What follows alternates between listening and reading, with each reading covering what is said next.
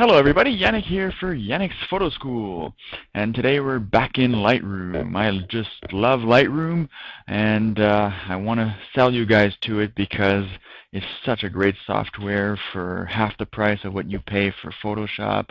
And today I'm going to show you not a feature that's in Lightroom. I'm actually going to post-process an image. I've had a couple of requests from some of our readers here at Yannick's Photo School to try and do what's pretty much in fashion right now in some of the nature stock images, which is basically creating a really warm feeling in the image with an orangey sky, but keeping the foreground colors pretty much intact, like a green grass stays green.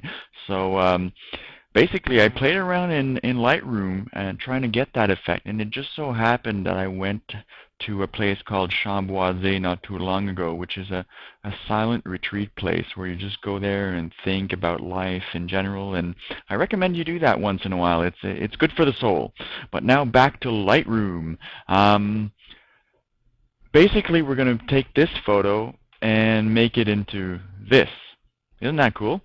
All in Lightroom. So the only thing that I did in Photoshop, because I'm better at it in Photoshop than in Lightroom, I have more precision, is to remove this tree branch there. But all the other post-processing is done directly in Lightroom. Now I've done this image a couple of days back, so let's hope I remember all the steps. But anyway, it'll look pretty close to that. The first thing that you need to do before you go and add an orange gradient to the sky is you want to remove as much of the blue as possible, because orange on top of blue doesn't make the sky as warm as you would want it to. So what you need to do is bring your white balance up, heat it up a little bit, like so. And that looks good. The next thing you want to do, you see these halos around the sun, you want to remove as much as possible. So you'll use the recovery slider to bring back some of the pixels, the blown out pixels, like so. Actually all the way up to 100 for this image. It works perfect. And the next thing you're going to do is boost the exposure a little bit, not too much. You don't want to bring those highlights back. A little bit of contrast. All right, now we're ready to play with the new tools that are only available in Lightroom 2. And the first one is the gradient tool. I just love this tool so much. It's this button here. Just click on that. A dialog box appears. The menu, I should say, appears there. And the first thing we're going to do is bring our green grass.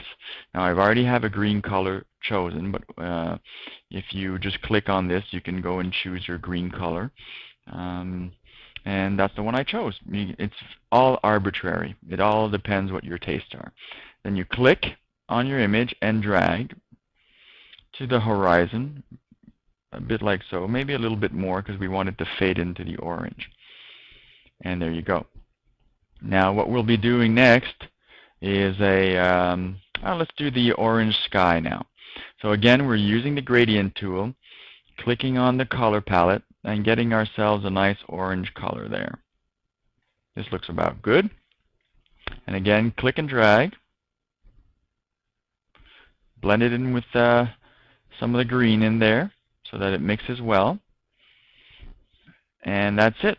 Now the next thing that I did to bring out some of the highlights in the grass was to use the adjustment brush, and I went into exposure, clicked on the plus sign because I want plus exposure, and I basically went in and brought some of the highlights in the grass up,